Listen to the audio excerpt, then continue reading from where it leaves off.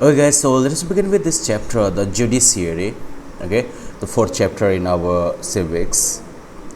तो जुडिशरी इस पेपर को पढ़ते हुए हम जो है इंडियन जुडिशरी के स्ट्रक्चर और उससे काम करने के तरीके को देखेंगे। सुप्रीम कोर्ट और हाई कोर्ट्स के बारे में पढ़ेंगे, जो सबऑर्डिनेट कोर्ट्स हैं उनके रोल और फंक्शंस के बारे में जानेंगे, और मोस्ट इम्पोर्टेंटली हम ये जानेंगे कि क्यों जुडिशरी का इंडिपेंडेंट होना, बिल्कुल स्वतंत्र होना जो है वो क्यों ज़रूरी है।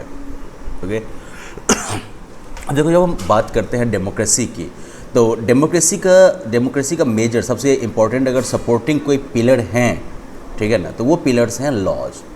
कानून पे ही जो है डेमोक्रेसी खड़ी रहती है, कानून पे ही डेमोक्रेसी फंक्शन करती है।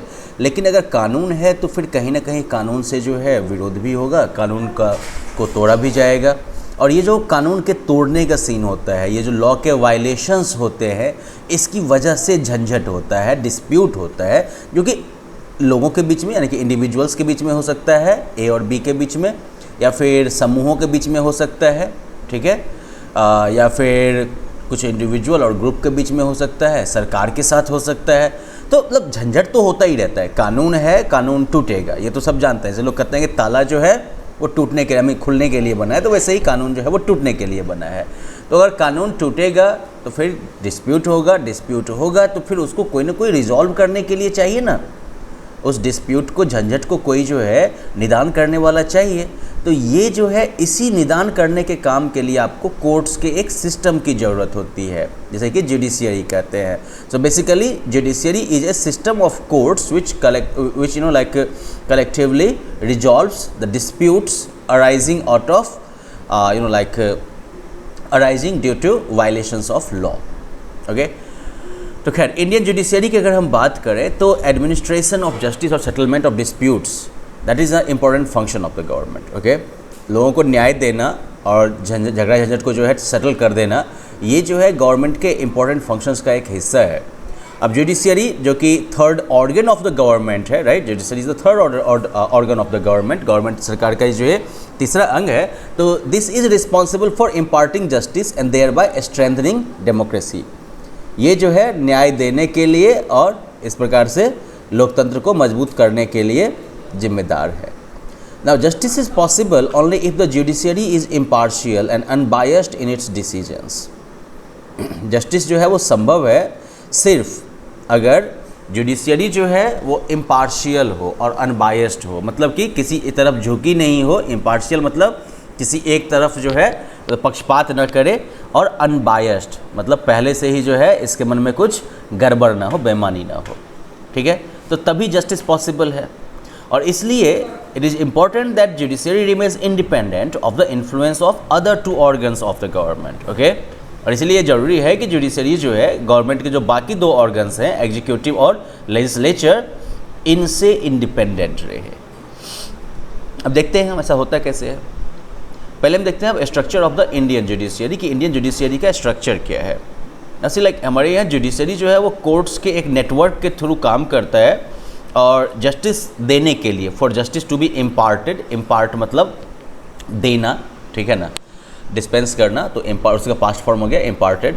तो वहाँ पर जो है जस्टिस अगर दिया जाए, किसी को जस्टिस मिले पूरी तरह से, इसके लिए ज़रूरी है कि एक से ज़्यादा जो है कोर्ट ऑफ अपील होना चाहिए।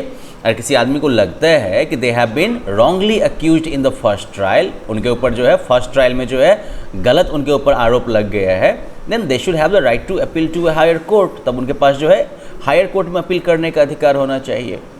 तो हमारा कॉन्स्टिट्यूशन जो है it provides for a single integrated judiciary with a tiered system of trial courts. हमारा संविधान जो है वो एक सिंगल जो है कह सकते हो समेकित जुडिशियरी प्रोवाइड करता है, इंटीग्रेटेड जुडिशियरी सिस्टम प्रोवाइड करता है, जिसमें कि लेवल वाइज जो है ट्रायल कोर्ट्स का एक सिस्टम बना हुआ है, ठीक है। हमारे यहाँ अगर इंडियन जुडिशियरी के स्ट्रक्चर को देखोगे तो it is a pyramidal structure. ये पिरामिड जैसा स्ट्रक्चर है, जहाँ पर supreme court is at the apex, supreme court बिल्कुल टॉप पर है। ओके, सुप्रीम कोर्ट के ठीक नीचे जो है आपका हाई कोर्ट है। हाई कोर्ट जो है वो स्टेट लेवल का सबसे ऊंचा कोर्ट हो गया। कुछ स्टेट और यूनियन टेरिटरीज में जो है कॉमन हाई कोर्ट आपको मिल जाएगा, और हाई कोर्ट के नीचे फिर जो है सबऑर्डिनेट कोर्ट्स हैं। जैसे आपने बात किया कि हमारी जुडिशरी जो है वो इंटीग्रेटेड है, तो मतलब ये हो गया कि लोअर कोर्ट्स के जो केसेज होंगे उनको आप हाई कोर्ट में और अल्टीमेटली सुप्रीम कोर्ट में अपील कर सकते हो। So like this is the structure of judiciary. तो जो डिस्ट्रिक्ट या सब डिविजनल लेवल पर जो कोर्ट्स होते हैं, जिसको कि आप डिस्ट्रिक्ट एंड सबऑर्डिनेट कोर्ट्स कह सकते हो, सबसे नीचे में सबसे बेस में ये हो गया, पब्लिक के सबसे पास में यही कोर्ट्स हो जाएंगे। तो ये बेसिकली क्रिमिनल और सिविल केसेस में डील करता है, और ये जो है डिस्ट्रिक्ट या लोअर लेवल में जो केस पैदा होते हैं, केस जो उठते हैं, उनको डील करता है। उसके बाद हाई कोर्ट आ गया। हाई कोर्ट जो है वो लोअर कोर्ट्स के अपील को सुनता है, और उसके अलावा स्टेट के जुरिस्डिक्शन के अंदर जो भी इस तरह के केस होते हैं उनको भी हाई कोर्ट जो है वो सुनता है। और फाइनली आपका आ गया सुप्रीम कोर्ट। सुप्रीम कोर्ट जो है ऑफ कोर्स लाइक सारे केसेस के जो है चाहे सबऑर्डिनेट कोर्ट्स हों या हाई कोर्ट हो, किसी के केस को जो है सुप्रीम कोर्ट सुन सकती है। और दूसरी तरफ कि ये जो डिसीजन दे देती है सुप्रीम कोर्ट, वो इनफैक्ट बाकी कोर्ट्स के लिए तो कानून बन जाता है, आपको उसको जो है ध्यान में रखना ही पड़ेगा। तो इस टाइप से सबसे टॉप में supreme court, then high court, then district and subordinate court, that's the structure. अब रोल ऑफ जुडिशरी की अगर हम लगे हाथ बात कर लें, तो यहाँ पर जो है आपको कुछ न्यूज़पेपर क्लिपिंग्स दी गई हैं।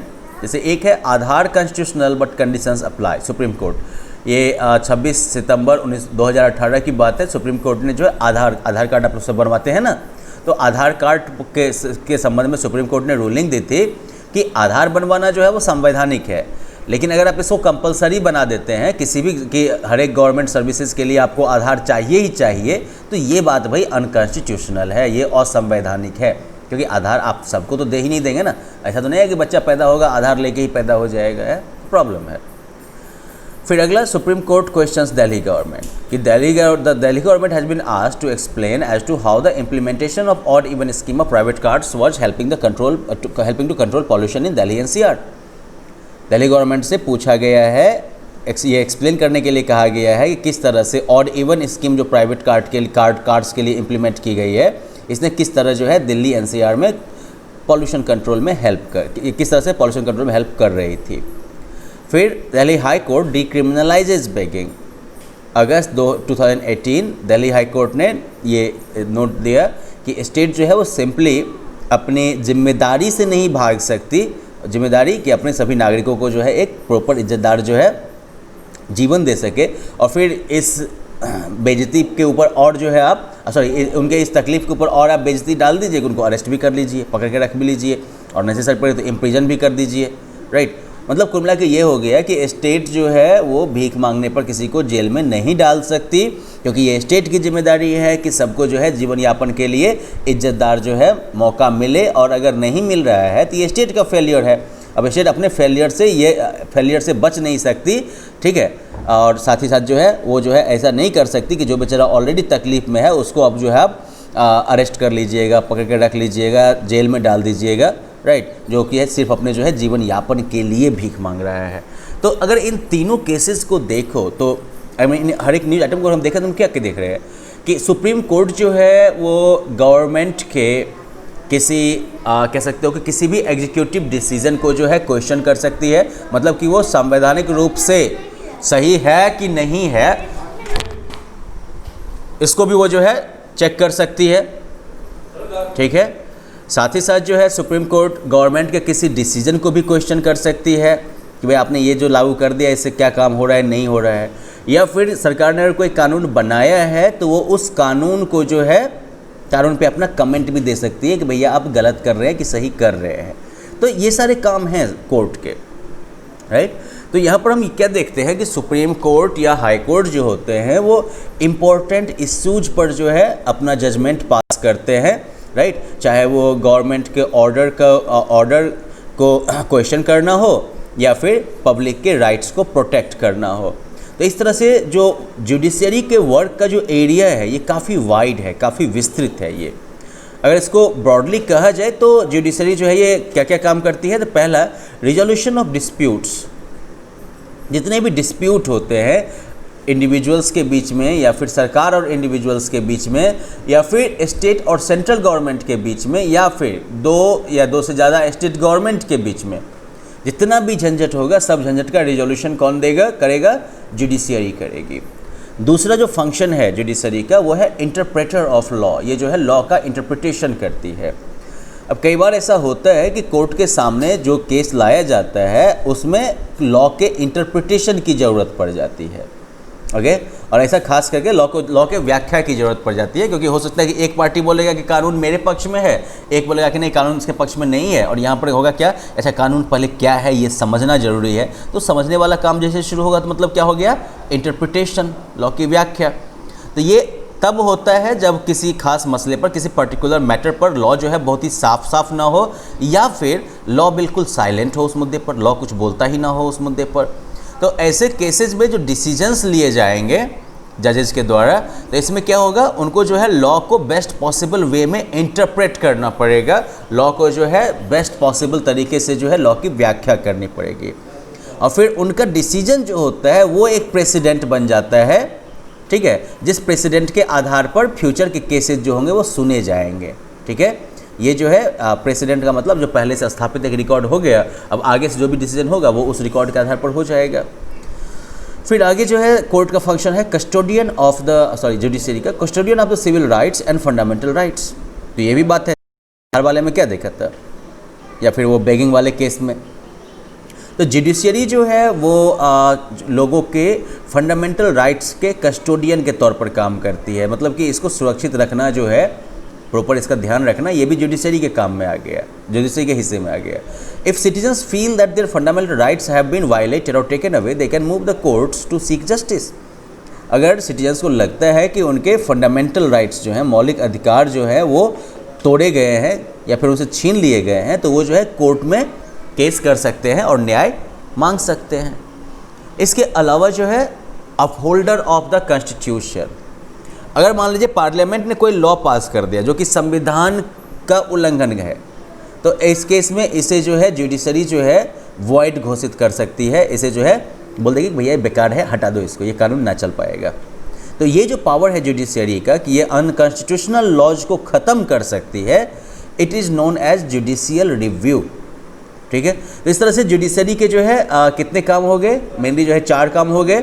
किसी के बीच में झंझट होगा, आदमी से लेके स्टेट सेंटर, किसी के बीच में झंझट होगा, झंझट का रिजोल्यूशन कोर्ट करेगी।